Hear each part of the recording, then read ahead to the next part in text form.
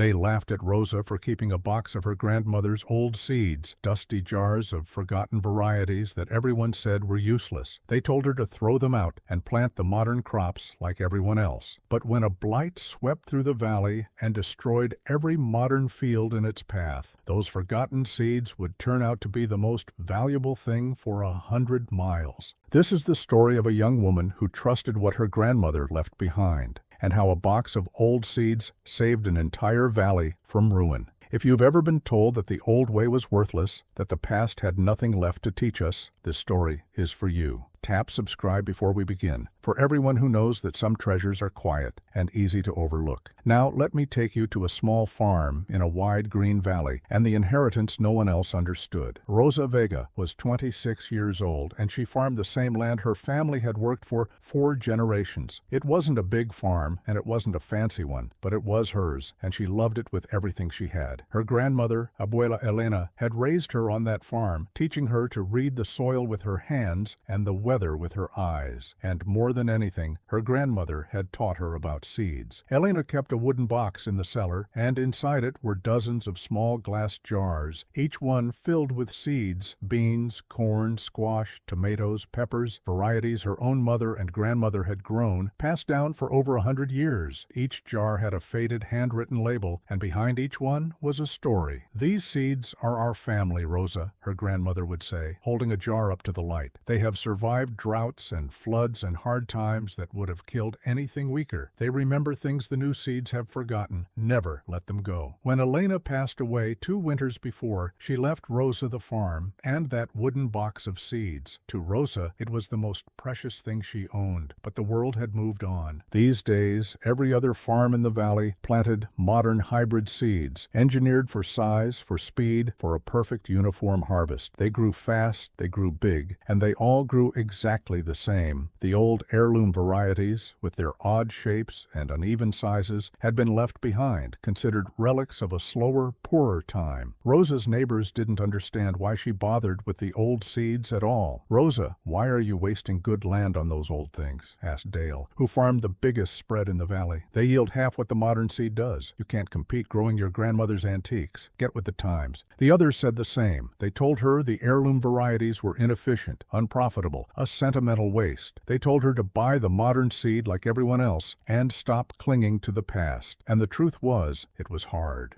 Rosa's harvests were smaller. Her produce was odd-looking next to the flawless, identical vegetables the other farms produced. Money was tight, and there were nights she wondered if the neighbors were right. But every time she doubted, she would go down to the cellar and hold one of her grandmother's jars, and she would remember Elena's words. "These seeds remember things the new seeds have forgotten," and she would keep planting them season after season, keeping the old varieties alive. She didn't know it yet, but that stubborn loyalty was about to save everything. It began as a rumor late in the spring. Word came from farms to the south. A disease was spreading. A blight, a kind no one had seen before, attacking the crops and spreading fast from field to field. At first, no one in the valley was too worried. They had modern crops, modern chemicals, modern science. Surely it would be handled. But the blight kept coming. And as it reached the valley, the farmers discovered something terrifying. Their modern crops had no defense against it at all. The problem was something the old farmers would have understood, but the new ones had forgotten. The modern hybrid seeds were all nearly identical, bred from the same narrow genetics for that perfect uniform harvest. And because they were all the same, they all shared the same weakness. When the blight found that weakness, it tore through field after field like wildfire through dry grass. What made the modern crops so perfect in good times made them helpless in a crisis. They had no diversity, and so they had no defense.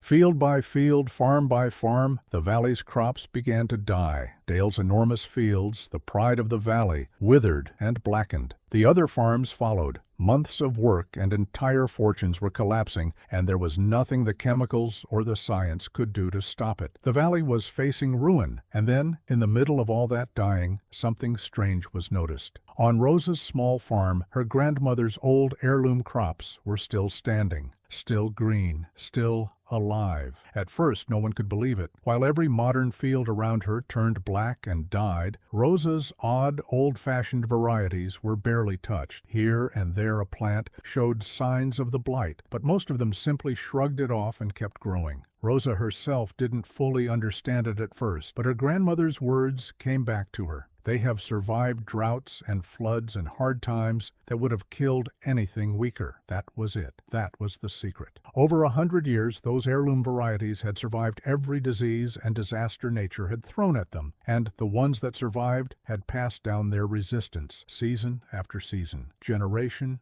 after generation. They weren't bred in a lab for one perfect trait. They were shaped by a century of hardship into something tough, varied, and deeply resilient. Each plant was a little different from the next, and somewhere in all that diversity was the resistance to this very blight. The old seeds remembered how to survive. The new ones had forgotten.